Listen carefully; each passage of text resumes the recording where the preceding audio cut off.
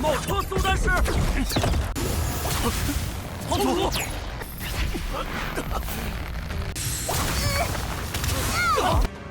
春兄，保护皇储。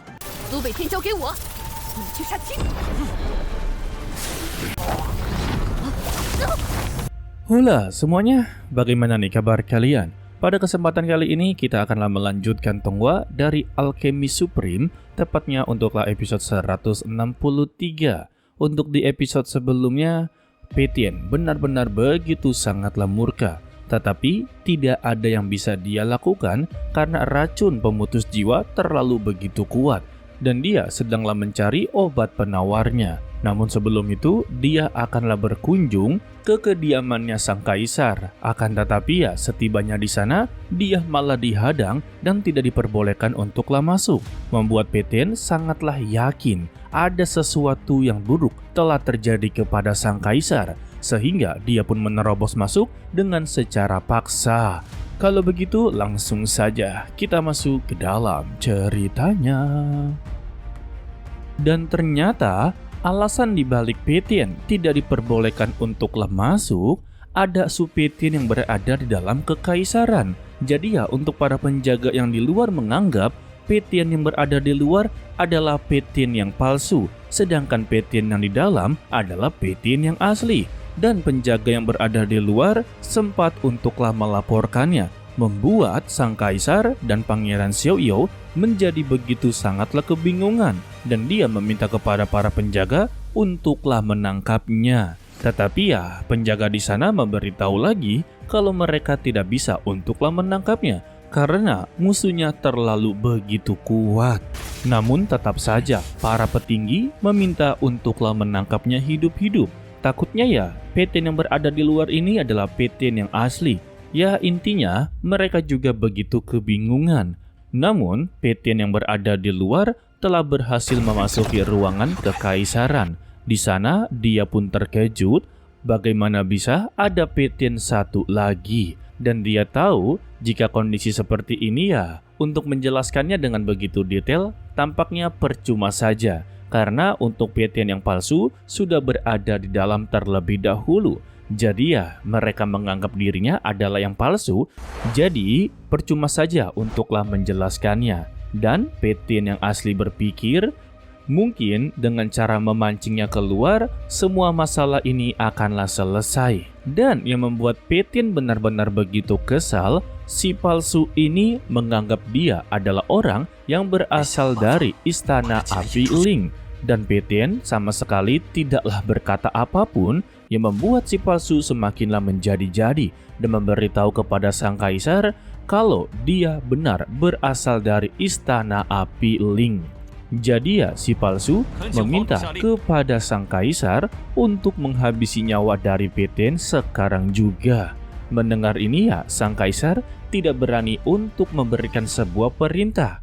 Karena dia masihlah meragukan semua ini guys. Takutnya ya jika dia memberikan perintah seperti ini, ternyata yang dihabisi adalah yang asli guys. Lalu Petien mempertanyakan kepada si palsu, bagaimana bisa dia membuktikan kalau dirinya ini adalah yang palsu. Jika dilihat dengan begitu seksama, justru dialah yang lebih seperti anggota Istana Api Ling. Lalu Pangeran Xiaoyou mempunyai sebuah ide.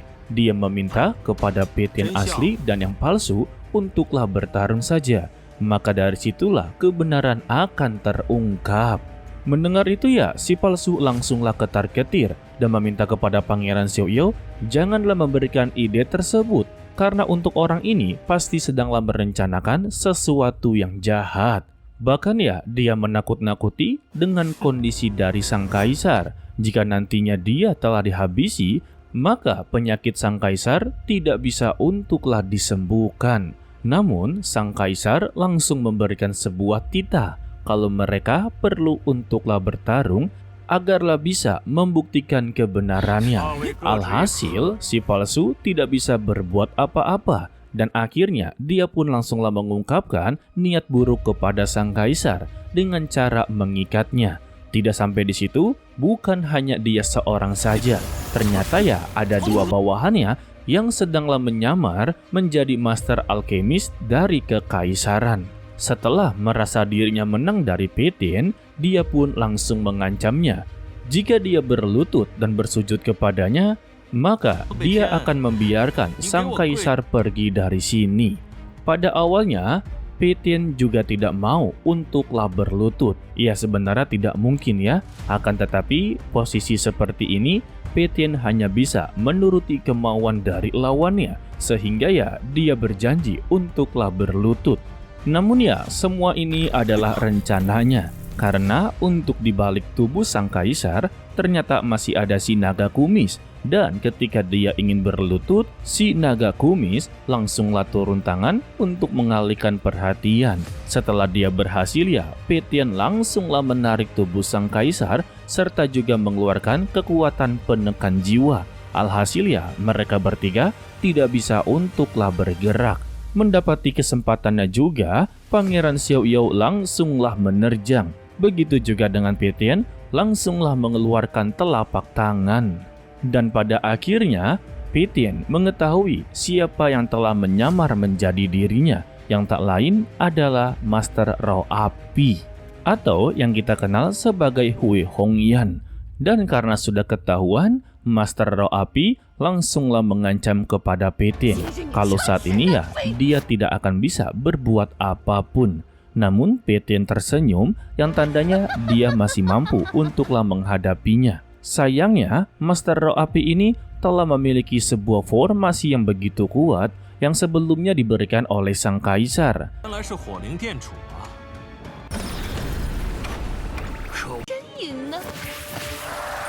Dan sang kaisar merasa begitu sangatlah menyesal karena dia telah memberikan sebuah harta yang begitu langka kepada musuhnya. Sedangkan untuk dua bawahannya diperintahkan untuklah menghadapi sang kaisar dan juga Pangeran Xiao Yao, karena untuk dia sendiri akanlah menghadapi Peitian dan pertarungan mereka tidak lagi bisa dihindari. 真的， 你这老东西！ Sesuai perkataan dari sang kaisar, kalau formasi ini begitu sangatlah kuat. Dan Peitian sampai saat ini belum berhasil untuklah mendekati Master Roh Api. Sedangkan untuk mereka berdua benar-benar disibukkan dalam pertarungan. Meski mereka berhasil untuk menyingkirkannya dan mencoba untuk membantu Peitian, tetap saja dua lawannya ini terus bangkit dan bangkit untuklah mengganggu mereka berdua. Sehingga dari formasi ini keluar batu kuno yang begitu sangatlah besar dan siap untuklah menghantam tubuh dari Peitian. Dan Peitian ya langsung mengeluarkan kekuatan roh surgawinya untuklah menahan batu tersebut. Sehingga terjadinya sebuah bentrokan. Untuk sang kaisar dan juga Pangeran Xiao Yao berhasil untuklah membantunya. Akan tetapi ya selagi mereka menyalurkan energi spiritual, untuk kedua lawannya ini kembali untuklah bangkit dan langsunglah menyerang mereka berdua secara membabi buta. Hal ini ya membuat Peitian haruslah berjuang sendirian, tetapi dia tetaplah tersenyum. Tandanya dia ini masih mampu guys. Sedangkan ya untuk si naga kumis dia tidak bisa diam begitu saja. Sehingga ya dia mengeluarkan kekuatan rohnya dan membantu Pangeran Xiao Yao dan sang kaisar dalam menyingkirkan kedua musuhnya. Hanya dengan satu gibasan ekor saja ya mereka langsunglah terpental dan tidaklah sadarkan diri. Setelah berhasil, mereka mencoba untuk membantu Peitian. Akan tetapi ya, Peitian telah selesai dengan urusannya. Dia berhasil untuk menghancurkan batu kuno hanya dengan kekuatannya sendiri. Setelah berhasil menghancurkannya ya, formasi tersebut juga langsunglah tidak aktif. Dan si Master Roh Api ini langsunglah ketar-ketir. Tidak percaya kalau formasi ini dapat dihancurkan oleh Peitian. Ya jelas dong, dia kan alih formasi. Lantas Peitian langsunglah mengeluarkan pedang surgawinya. Ya, seperti biasa, satu tebasan pedang surga, satu nyawa melayang. Sehingga pedang tersebut pun langsung berubah menjadi besar dan menghantam Master Roh Api. Dan sangat disayangkan ya, kalau ini bukanlah tubuh aslinya, melainkan klon atau jiwa tambahannya guys. Namun ya, Peitian berhasil untuklah menyingkirkannya. Akan tetapi, permasalahannya belum selesai. Tiba-tiba ya, aura yang begitu kuat langsunglah menekan tubuh mereka sampai tidak bisa bergerak. Dan terdengarlah suara tawaan dari Master Roh Api. Ternyata dia datang sendiri untuklah menemui Peitian. 我们又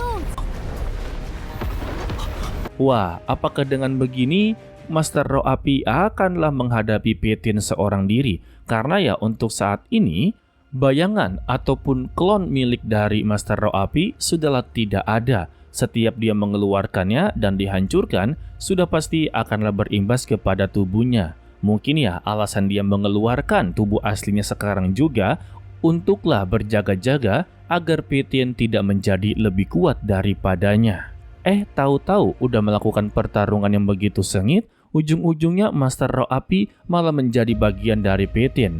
Kalau kayak begitu caranya sih agak aneh juga ya. Oke lah, sepertinya cukup sampai di sini saja dulu untuklah video kali ini. Mimin ucapkan terima kasih kepada kalian yang telah menonton sampai akhir. Pesan dari Mimin, tetaplah menjadi orang yang baik walaupun itu sangatlah sulit. To be continue, sampai jumpa di video berikutnya. Bye bye. 春兄，保护皇储。苏北天交给我，你去杀鸡。